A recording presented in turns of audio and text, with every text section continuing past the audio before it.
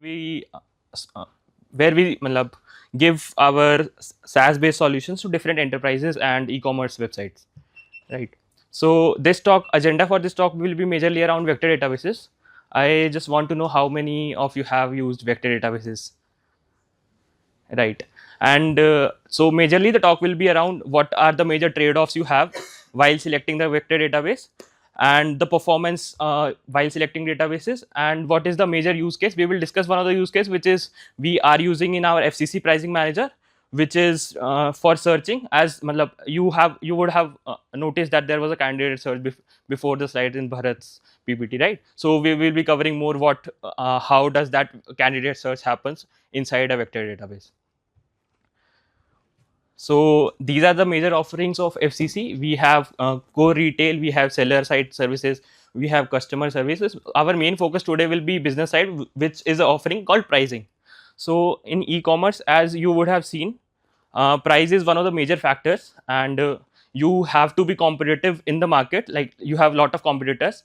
Let's say, matlab, considering Flipkart is one of the organization, it has many competitors, like Amazon is one of the competitor, Myntra is one of the competitor. So you should be aware of the prices which are there, which your competitor is placing, and accordingly the market shift, how the price market shift is happening. So according to that, our solution helps you to place your better prices considering your competitors.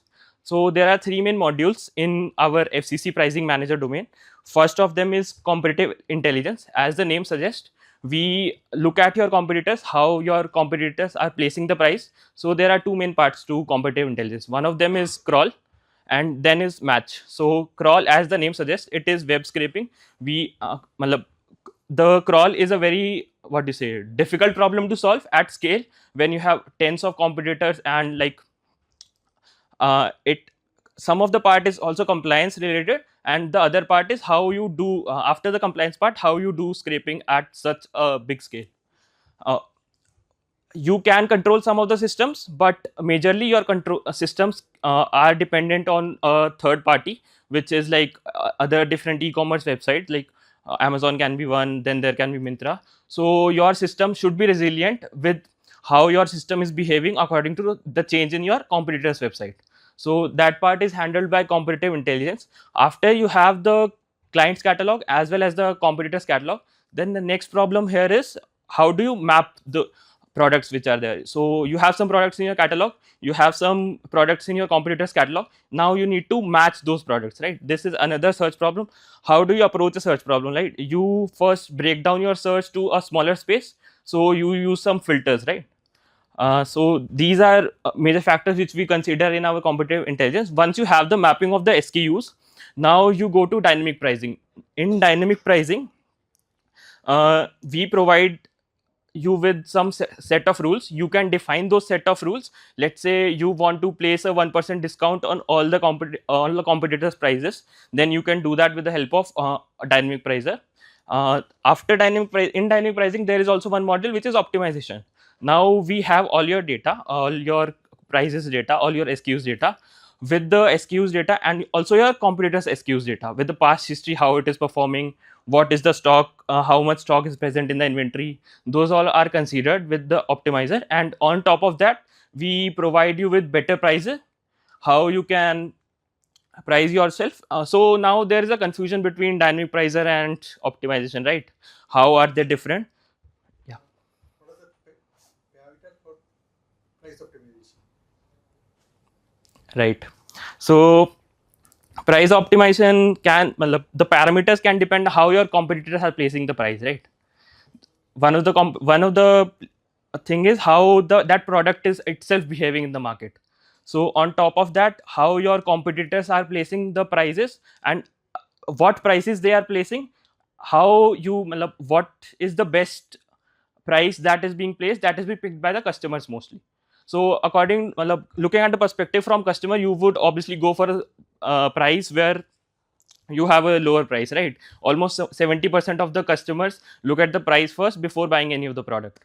So this is one of the major perspective where your price optimization happens, looking at the prices, looking at the past history of the prices, then considering those prices and doing some ML models here. we have that dynamic pricer. It is not just the price which is important factor in pricing. There can be other major factors also. Let's say there are this is where the third module comes in, that is assortment intelligence. So there are some products which are not available in your catalog but available in your competitor competitors catalog. You would have seen a page called bestseller, right? On various e-commerce sites there are various bestseller products that are selling. So those are the bestseller products. Since we have the competitors catalog, we can judge your client's catalog and the competitors catalog, find the differences and provide you with more of the SKUs which are best selling in the market, and probably you can add them in your catalog, which will in turn increase the revenue and the prices. Those business stuff comes into picture. So majorly today we will be discussing about what competitive intelligence is, and in competitive intelligence our main focus will be on what the matching, how we have fixed, how our matching architecture look like in competitive intelligence, how we have solved the what embeddings, how we solved at scale the embeddings are stored, and how do you retrieve those embeddings, and all those kind of stuff we will be discussing today. So coming on to competitive intelligence, crawl, as I said, that it is very hard as well as a interesting problem to solve, you can say. Like if you would have seen various SKUs in the market, then there are variants. How do you how do you do variant crawling, and how do you make the request and the user agents, those sort of comes into picture. But today our main focus will be on match. So coming on to match, the catalog size is huge, as you would have seen, like there are millions of SKUs. So just for numbers perspective, let's say if the client has 20 million SKUs which are changing daily, so the client catalog comes into picture, and then you have various different, like let's say 10 competitors for client. So those sort of type problems we face, that we have such a huge catalog and you need to map correctly with the precision and as well as the time you would take for the search, right? So a client can have various different competitors. The catalog size is very huge, and there can be different type of matches. Now coming on to matches can be exact match. Let's say you have a SKU which is a like shoes, and it has exactly same size, exactly same color, and the same SKU is present on your competitor's website. These are called the exact matches. And then coming on to similar matches, what similar matches can be? There can be a change in the attribute. Let's say you have a shoes which have a color mismatch or a specification mismatch, or these are different. Let's say we have a different type of algorithms for finding the similar matches, and a different type of algorithms for finding exact matches. So these are the different type of matches we have. Talking about the scale, as I've already talked, that a client can have 10 plus competitors. So scraping those competitors at such a high scale, and that too at very high frequency, that is the problem which we are trying to solve at a pricing manager. The catalog size, as I've talked about, is very huge, and also the in match, the accuracy and precision are the major two factors which we consider. And how, like, accuracy is one of the major factor, because in dynamic pricing, if the accuracy is not up to the mark, let's say exact match should be 100% accurate. If those are not correct, then obviously your dynamic pricer won't be of no use once the uh, matches are not correct. So these are the main technical challenges which we are trying to solve. And the resource optimization is also at such a hard scale. You should not be just not throwing the infra at it, trying to optimize the cost as well, keeping the catalog size in mind. Any questions till now? In the previous slide, when you mean 20 million crawlings or something, what is the time period? It's per day, per hour? Right. So good question. That's a good question. Coming on to that, there are some SKUs which are actively changing the prices. So for them, we have daily price refreshes, hourly refreshes. There can be different type of refreshes, right? Once you have matched those products, your matches are present in your catalog. You can have daily refreshes or 5 minutes refreshes. That depends upon how the your SKU is behaving. So that is one thing. similarity search, Yeah. how do you know like it is a original product or some fake product or such type of things? Like it could be like original or second grade, right? But it looks exactly same. So Right. how do you know and how do you differentiate if you are going by similarity search with image? So then it will look match, right? Right. So that's so first we have crawl, then we have match. There is a layer between them which is normalization. So normalization layer, what it does is your most of the data is unstructured, right? In images, let's say one of the unstructured data set, video can be an unstructured data set. So in the normalization layer, first we filter out those SQs or those images which are duplicates, or maybe bringing them, the scaling them down to a proper resolution. That can be one thing. Also you are correct ki, there can be images which are equal, which have exact matches, but so giving 100% accuracy, there are some certain type of scores you give to your matches, right? So that's where the recommendation model comes into picture. Once we have the recommendation generated, this then goes to the second team, which manually looks at the matches and mark those matches exactly. What is question is, unless you physically look at it, Right. it becomes difficult to say whether it's an imitation or whether it's the original. Right. Especially, for the categories that you're talking about. Right. Be it either shoes or handbags or, right? I mean, so customer confidence is very important in such cases. Right. So that's where I was coming. We have a recommendation model set in. We give those recommendations to our manual team, which is sitting. So this is where the recommendation solves the problem. You shorten down your search to a proper problem. You give them this particular SKUs matching with these type of SKUs, and then they manually search upon, go to the search page and checks that. That is a problem which we need to solve. They are not 100% accurate, they can never be 100% accurate. So what we can solve is how manually, how shorter search can you give to your manual teams, and how fast you can do the recommendation system for your team which is sitting. So the flow looks like this. Once crawl is done, then there is normalization layer should be there between the, before passing it to the system to match. So as the data is unstructured, we need to structure the data. Like images are of different resolution, different sizes. So first we need to structure them according to a particular normalized size, and then maybe pass those to our matching system where the matching happens, and after that your recommendations are generated, and then the team can look at it according to the score which has been given to the matches. Right.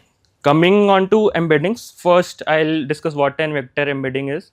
When you, let's say you have an image, you pass it to a machine learning model. According to its feature, vector embedding is generated, right? So just for an example, let's say I'm holding a mic, let's say, and I have an image of me holding a mic, and I pass it to my machine learning model. It will generate an embedding. Let's say it is V1, and now I give my same image but without the mic. So let's say it is an embedding V2. So there are two embeddings, V1 and V2. Now our machine learning models are trained on our e-commerce data, and once you have these two vector embeddings, you can to visualize it, they define the semantic meaning of what the image is showing. Just for example sake, the embeddings are V1 and V2. If you subtract those embeddings, what, like I am holding a mic without holding a mic, that should give a vector embedding mic, right? So once you have a new vector which is V1 minus V2, you have a third vector. Now you search that vector into a collection of words, then you will probably get first similarity score as a mic, and then there can be different structures looking into it, and different probably candidates for it. But our machine learning models are capable to capture the semantic meaning what the image is showing. So the scale at which it does, like vector embedding is a data structure which can grow up to huge dimensions. The dimension is one of the factor here. Dimension, much larger the dimension is, much more features it can capture. So these are what n vector embedding basically means. coming on to like how we do the product matching here is we have the client catalog, right? So and the competitor catalog as well. So we have the competitor catalog, we generate the embeddings, we store the embeddings on disk, we generate a vector index on top of that. You have the client embeddings. Now you can search those client embeddings in your competitors catalog as well, and you can get some results, right? So and the thing here is scoring can depend. We use a cosine metric to score the similarity between the vectors, but there can be different type of similarity metrics. There can be IP metric, Euclidean distance can be one of them. So these are a different type of scoring mechanisms you can have. So in the recommendation model, we have a certain threshold. Up to a certain threshold, we do not recommend to our recommendation system. After the threshold is crossed by the embeddings, then we give those recommendations to our team. This is how the product matching would look like. Any questions here? So one question. Yeah. Regarding the images, are Yeah. they stored like as it is into vectors, or are they like converted into some intermediate, maybe text, I don't know, and then put into the vectors? Because There can be different type of models. There are multi-models present. There's an image model present, machine learning image model present. So in talking about Flipkart, we use our in-house models which are trained on e-commerce data and e-commerce images. So they give a better results on e-commerce data. But as you were suggesting, there are some multi-models present which can first convert your image to a text, and then that text is passed to a model which is a text-based model which can generate the embeddings. so what is the embedding model that you use for this image? Right, that is a in-house Flipkart model which has been trained on e-commerce data. There are some open source model present which are like Open API is one of them. Open API embedding model is one of them. You can use different type of open source model, but when you particularly you have a training set, you train on e-commerce data, it gives better results compared to your different general image. Yes. But most of the models sadly operate in low resolution. Okay, it has like 22.4 and 22%. See, and it is converting to the HTML markup. So it loses the image contain many things, right? Right. It loses the rich information. Image is not converted to an HTML. Image. Most of the framework that we have today is it operate in a low resolution. It doesn't have the capability to operate in megapixel. So I wanted to know what embedding you have used for this particular for images. Yep. In-house, what is the context length that you have tried? So I am no more on the retrieval side, not about this retrieval side, right? retrieval side. We will discuss about retrieval in the next slide. Coming on to that. Any more questions on this slide? Yeah. In the competitor embeddings, you're mentioning about using product attributes which are different in terms of multimodal, like basically text, images. So when you're generating those vectors, are they normalized into single vector, which is a combination of all of these, or are you storing them all separately and then using them to perform your indexing and comparison? Right. So there can be different models. Image model will generate image embeddings. There can be text embeddings which will generate text embeddings. So we have different type of embeddings. We have our accuracies based upon which is performing good on that. We have done our analysis. So accordingly, we use those certain algorithms which are performing better on that data set. There, as you talked about, there can be multimodal things. Once you generate an image embedding, you have a text embedding, you combine those embeddings, and then also you can do a vector search. But mostly in e-commerce, image is one of the major factors where the features lies for that particular product. Hence, we are using mostly image-based matching rather than the text-based matching. I don't know if you'd already covered this, sorry about this, but how do you handle the fact that like in your product matching, right, which is coming from your catalog, some items may be out of stock, some items may have a long delivery time, and I know that you rank based on only in stock, from a trusted seller, and where the delivery time is short.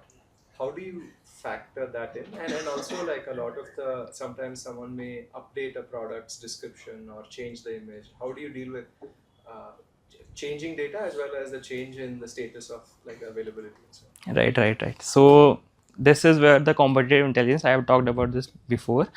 Crawling comes into picture, where we crawl your data, competitors' data. We crawl those data in real time, and after that, once the product is updated, then it goes to matching.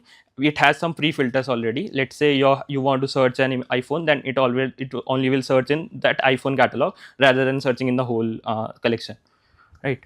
So the updating data is handled by the crawl system, where we update the competitors catalog in real time. We can discuss about crawling if you want later. No, not that. I think, are you going to cover the competitive pricing next, or is that the next thing that you're going to cover? Competitive pricing, I will discuss about how these embeddings are stored and how we do the retrieval and those stuff. Any more questions? No, I think so. To Vishnu's point, so you have done this, but then the real sort of work is coming up with the price for that particular SKU. Right. You looked at your competitor Right. catalog. Right. You did the matching. Right. Let's say they are quoting 150 rupees. Correct. So you have to be competitive. Right. Otherwise, customers will not buy. So when you do, how do you do that competitive pricing? Is what I think you was. So based on the stock that you have, or let's say the lead time to get that. So what is that goes into the competitive pricing? Right? So I have talked about dynamic pricing, right? So you can set certain type of rules. We have rule based pricing, where you can set certain type of rules. Let's say you have a phone category and your competitors are placing the phone at price X. You have certain rules which are defined by your category managers. What the SKU you want to create, what the price you want to set according to your competitors price. So we have the dynamic pricing, which the products which are satisfied by that rule are repriced according to your system, which are sent to your team.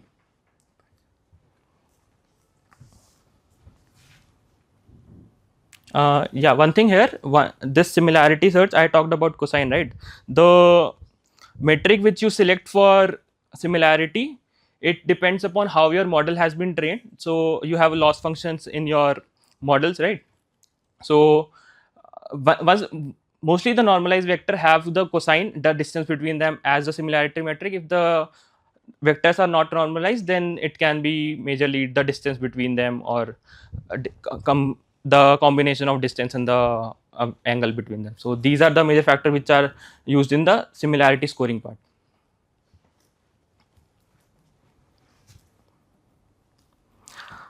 So coming on to the trade-offs, like you have a large scale 5 million catalog, and you have some pre-filters, like as Vishnu talked about, you will have some pre-filters. So you shorten down your search. If your search is, let's say, 30 items, and then you don't need to go for indexing also. You can do a direct vector comparison. So once if the catalog is huge, let's say 200k items, then the infra used for that will be very huge for matching. So that is the major trade-off you want to take here. If the pre-filters are satisfied by less number of products, you would go for direct cosine match, and if they are satisfied by more products, then you would go for ANN search. These are the metrics. Like if you have a 10 million collection and 200k products, and you are doing 20 million searches, if you do a direct cosine match, you will have to take around 12 days. This all was done on this type of infra. It will take 12 days, while if you do a ANN search, this was done only in 2 days. So this is where the ANN search and direct cosine comparison comes into picture.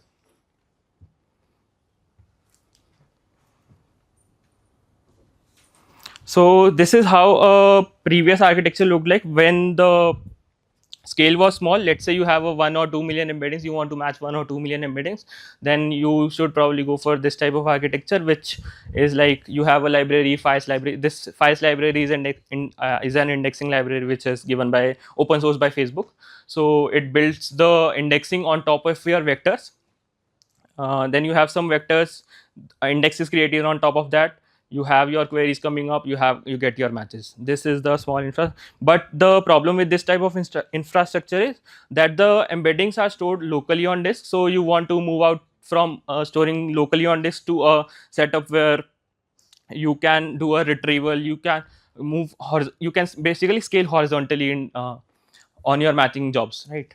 So these are the bottlenecks of this. This is for low scale, and the cost will increase as the memory which is created by this FIS index is in memory.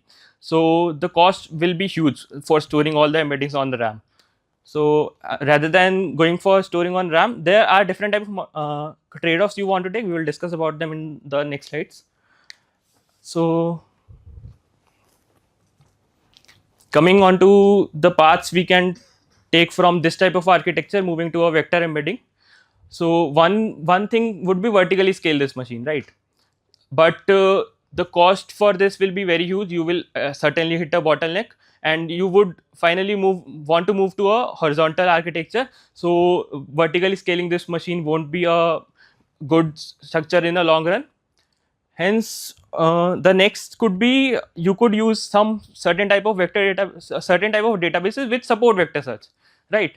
But since our core application was all on SQL database, and we did not want to hamper our different applications which are used by your SQL database, you would require a different database for it. You won't like to hamper what your other applications are supporting. So we did not go for a SQL plus semantic based structure.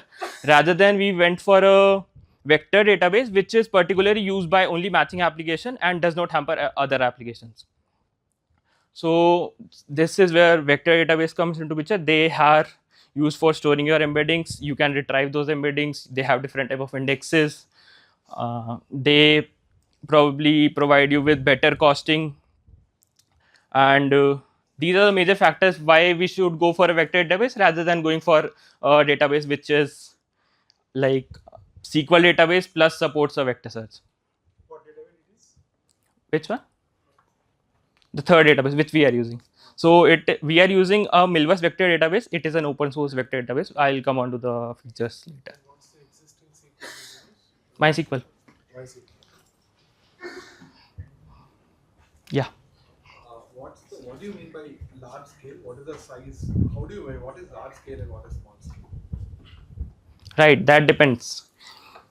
So according to our infrastructure, where we have different clients, a client can have a catalog of 20 million or 100 million, but active SKUs are some certain amount.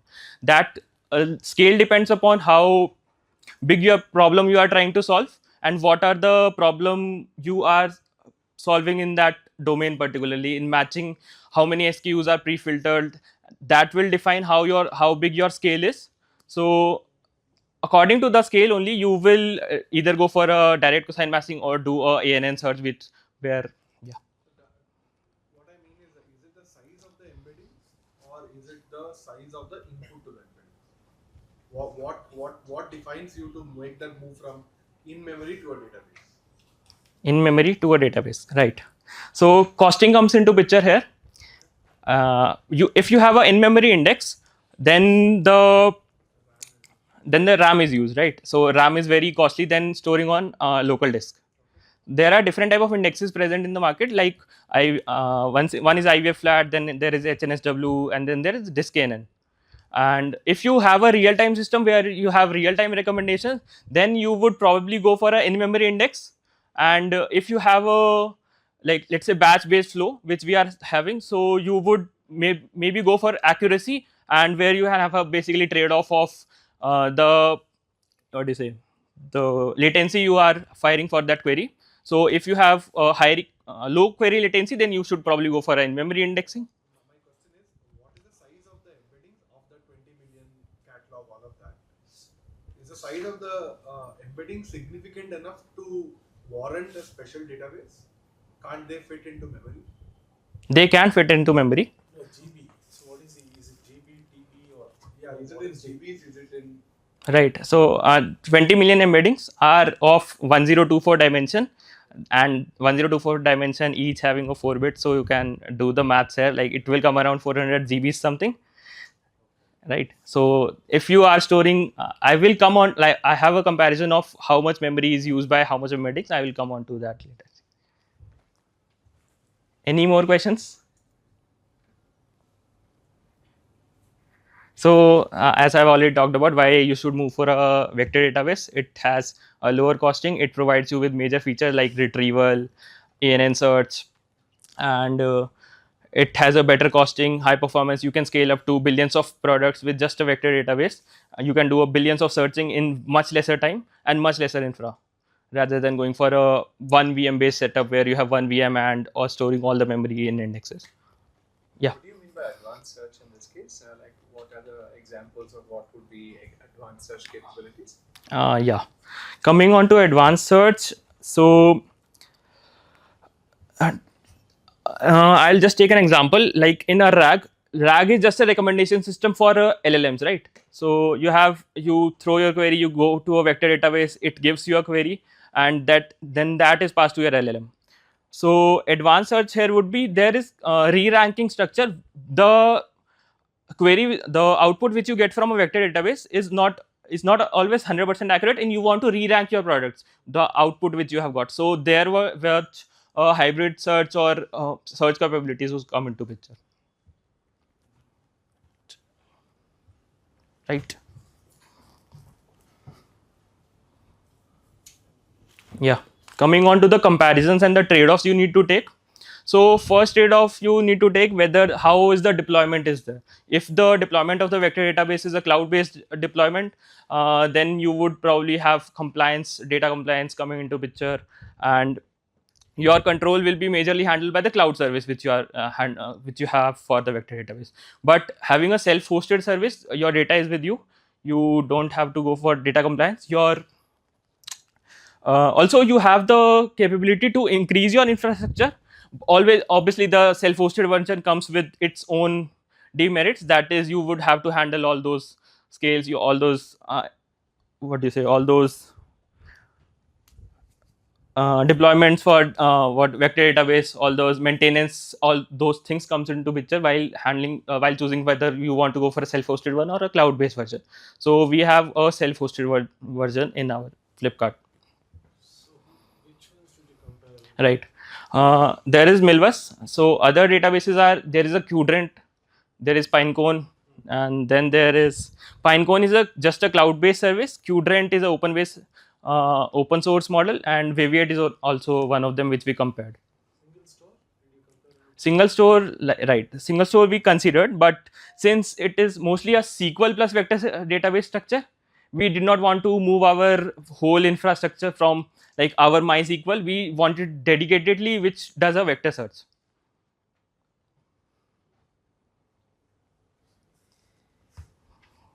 So in Milvus, are you also using the capability to re-rank once the candidates are thrown out? Currently we are not using, but if our use case comes, then we will probably use them. So then there comes filtering part, right? So as we have already discussed, there is one pre-filtering. So you shorten down your search, then search on those particular embeddings. Then there can be post filtering also. Coming on to post filtering, what post filtering means, let's say you have a query, you have a 10 million collection, you do a vector search on your 10 million collection, you get output of let's say top K products, and on top of that top K products you apply your filters. This is what post filtering is. So we wanted to go for a pre filtering version where it shorten down its search. Hence Milvus provides you with that type of filtering capability. This was one of the major things. Also there is one other kind of filtering that was present in Qdrant, which is HNSW filterable, which what it does is while doing the ANN search, it goes to its nodes, and the filter which is satisfied those particular nodes, those only are considered while doing a vector search. So these are the type of filtering you can have. Yeah, so ANN algorithms. ANN algorithms are like an interesting topic to solve for ML people. Has anyone used any of the ANN algorithms or in depth? Okay. So there are many ANN algorithms present.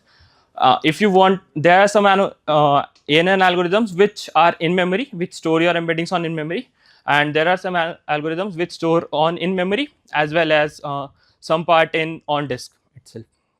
There is one HNSW, there is one IVF flat, then there is diskNN. So one major factor of considering Milvus rather than other databases was other databases mostly have in-memory indexes, which is IVF flat and HNSW. While this Milvus also support disk-based indexing, which is diskNN, which is already only present in Milvus. Yeah. Do they also support like storing the, since they support disk, right? It's a big advantage, like you said, rather than holding it. Right. So do they also support like, let's say, object storage instead of the disk? Like, Right. Yeah, they have the support for whether you want to go for S3 or GCP bucket. Yeah. so you're not limited by the memory. So Yeah. you don't need the cluster to always be on and so on. Right. That was one key consideration while choosing this. Yeah, other things like SDKs, they should be compatible with what language you are having in your repository. And the cost profiling also, the Milvus compared to other vector databases, it was very low costing. So also we did some insertion and search benchmarking. Those Milvus performed decently well, while in some parameters other vector databases also excelled. But since our use case was mostly having a low cost profile and high latency, we could support high latencies, and we wanted to go for disk-based indexing, we went for Milvus.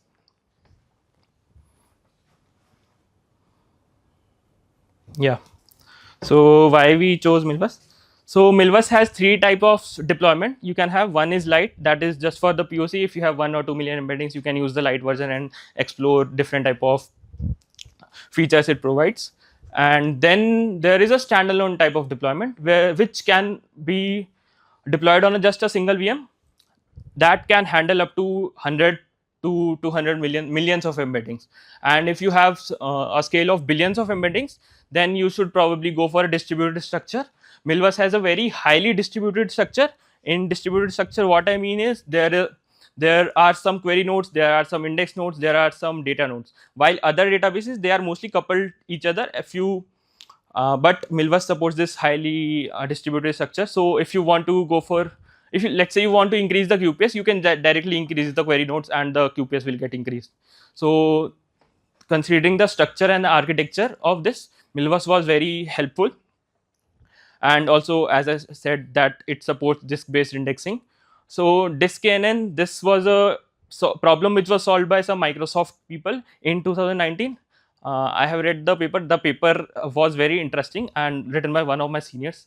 So if you want, then we can probably discuss what diskNN is, which algorithm they are using, and how they reduce the cost. So this was one of the major improvements while considering Milvus. Yeah, coming on to the indexing algorithm, we have IVF flat, we have HNSW, we have diskNN. Now the major trade-offs while choosing the indexing, you will have to probably, that depends upon what are the requirements. Those if you have a batch based flow and you can probably afford a high latency, let's say 200 millisecond of latency, then you should probably go for a diskNN. It comes with very less cost. And if you have high real-time systems where you want your query to be executed in very low latency, then you should probably go for in-memory indexes. Now coming on to the accuracy, IVF flat is very accurate, although HNSW is also very highly accurate, but comparing the benchmarks, IVF flat comes to be very more accurate than HNSW. And then obviously these are in memory, so they have high memory requirements. And diskNN, as the embeddings are stored on disk rather than memory, it comes with very high latency, but the costing is very low. So these catalogs are mostly in the form of PDFs and images, is it? Is that the input? Is that the actual input? Input is the image for the product. Image of the product, yes. And PDFs as well, or just the image? Just the image and text. Document. JSON document. No, they are not. We can have a document converted to a vector embedding, but in Flipkart we are having the image based model perform much better than those in documents. But PDF is also Right. PDF is also one of the factors which we can consider. But in e-commerce data, if you have a, let's say, a PDF of a product page, it is better to have more content, more specified on what that product is, and probably image is one of the major factors where the features comes into picture rather than the whole documents. And also, as we are subscribing different type of competitors, the structure of the documents is different, so it becomes very difficult for to get the context of what that product is saying. Hence, image it will be same across the products, across the competitors. So that's why we have went for image based matching.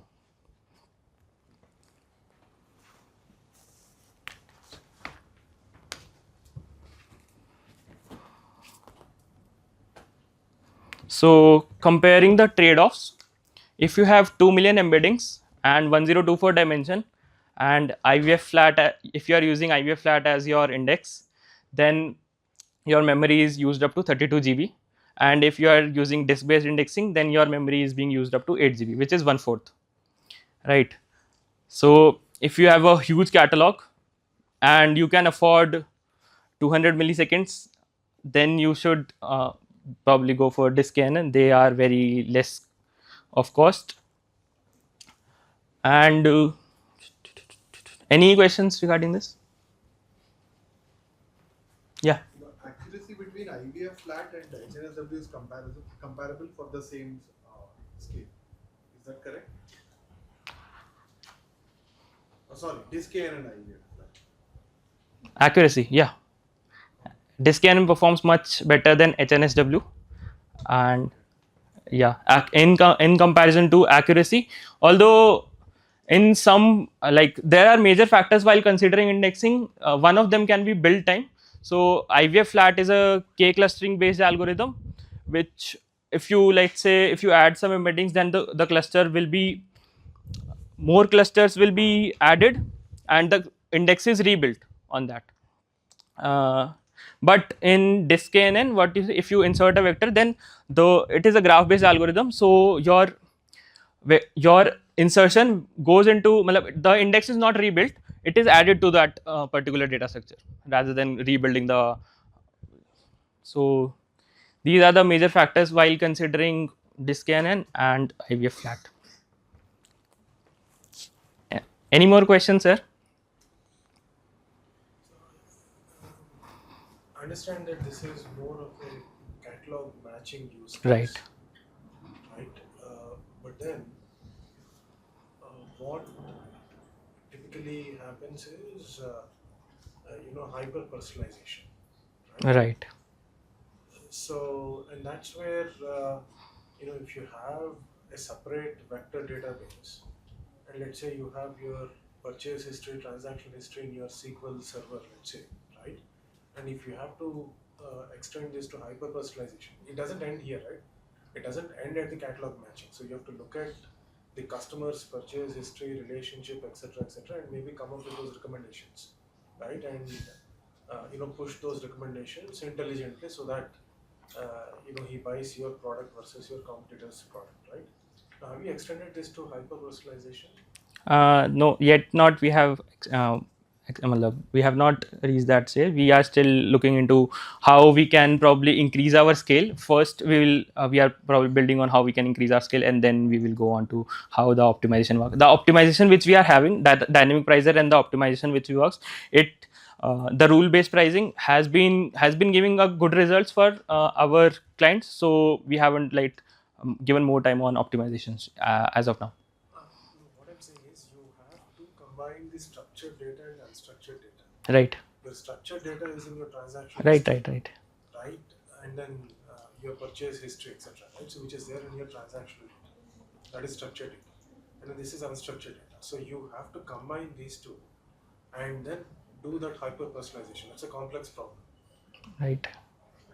Right? And then come up with the recommendations for a specific customer, right? So, right. This is a recommendation model for catalog matching. For price-based recommendations, those recommendations are driven by rules and not the maybe not the, what do you say, this matching kind of thing. Those recommendations are driven just by the rules, because price is, like, you can say, sensitive factor. So those, we have not yet gone into LLMs and recommend the prices and use those type of structures, because still that doesn't give very high accurate results. So that's one thing why still we haven't gone into that part. Yeah. Are other teams also using this for search, like catalog search? So Flipkart FCC is a externalization from FCC is externalization from Flipkart. So this is just for our project, and other projects are not using this. Right. Sure. Yeah, I think that was mostly it. And any more questions around vector databases? Or You mentioned about benchmarking against your insertions and your searching. Right. What was the overall improvement that you got after moving from the standard MySQL to vector DB? Right. So I had a slide where we have IVF flat matching, where we are doing 20 million direct search. So the performance metric was the time was reduced from 12 days to 2 days of matching. That was one of the key factors. And the recommendations which were going, they were much more precised and accurate. So these were the major performance factors which we considered while shifting from a in-memory index to a database, vector database. And also the cost was very less compared to our in-memory models, since the catalog is huge. Let's say 20 million embeddings, the size is 400 GB, and you would require a 400 GB of RAM. But moving to vector DB, you can store those 400 GB on a S3 bucket, or even if the scale increase, you can store it on some part on disk and some part in memory. So that's why we went for a vector database and Milvus specifically. What does the pipeline look like? You understand what I mean by pipeline? So Yeah. let's say you have, the source or the sort of, your client images, right? In some repository or in some bucket, and then you have your own images in some repository or bucket, right? So what does the pipeline look like? So do you ingest them, do the chunking, and then do the embedding generation, and what does the pipeline look like? Do you have? Right. So we have our client's catalog. Client's catalog is provided by our client. We have those images. We convert those images. We have those images kept into our S3 bucket. We convert those images into vectors and then store them into our collection where all the client embeddings are stored for that particular client. And while crawling, we have the crawl data as well. So while crawling, we have the image URL which we have crawled from the product links from the competitors. So we store that images on our S3, and then through that S3, we power that. We use those image to our image-based model, which generates the embeddings and then store the embeddings on the vector database. So this is how the pipelines look like. So specifically, what are those services that you use? I'm interested in looking at those services that get used as a part of the ingestion, the chunking, etc. Right. So I want to look at that. Right. We can discuss this later. So when the document is updated, so you are doing again re-embedding and re-indexing. Right. So as I told you, like IVF flat does a re-indexing, but DiskKNN doesn't do a re-index. It adds that vector and it adds those nodes to the index. It is incremental. Yes.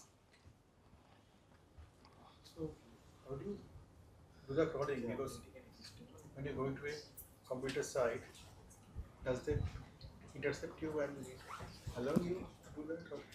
Yes, the compliance comes into picture, but most of the websites allow crawling because they want to have traffic on their website. This is one of the factors. And how do we do crawling? We can discuss that, but you are right. There is a CAPTCHA coming up. We have to solve for CAPTCHAs. We have to solve for how we are. So there are user agents and they are blocking the website. So how do we rotate those proxies? Those sort of solutions we have built in. So those sort of come valuable doing the web scraping.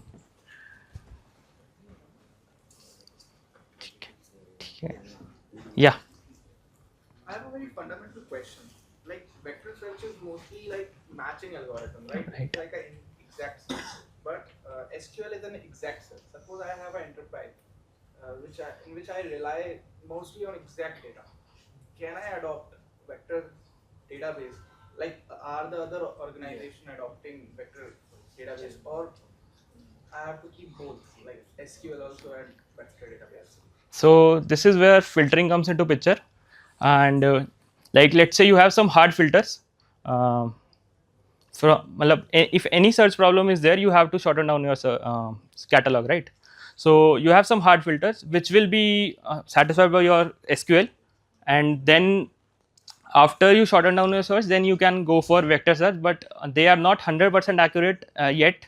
So obviously they have some similarity, they have some ranking. We need to use a hybrid model using the SQL plus a vector database as of now, but that depends upon the accuracy of your vector search, depends upon how close embeddings you are creating. So that is not yet not 100% accurate, so we need to use a hybrid model. Last question. That Milvus vector database, right? What is the? There are different kind of algorithms on there. What is the core one for that Milvus? Core algorithm. It is built on FIS index library, Okay. and it is built on FIS is an indexing library, and core means you have the options to select whether you want to go for, Multiple option, different kind of algorithm, ANN and IM. right. So, what Milvus is recommending? So if you go for their cloud based offering, Okay. they have their own index which they haven't disclosed. Okay. So they have some auto indexing type of thing which is hybrid of maybe I'm not sure, but can be hybrid of all these indexes. Embedding database you deployed in-house. It's Yes, it is a in-house self-hosted deployment. Yes. When you actually convert your catalog into embedding, how do you choose the encoding model and the shape of the embedding? I mean, you can go with an all infinite base or an all mini LM one, like there are hundreds of options, right?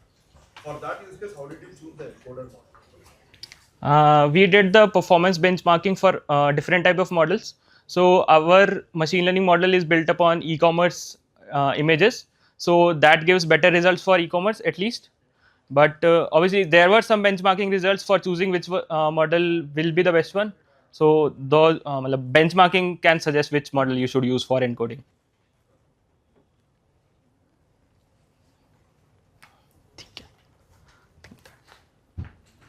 Thank you everyone.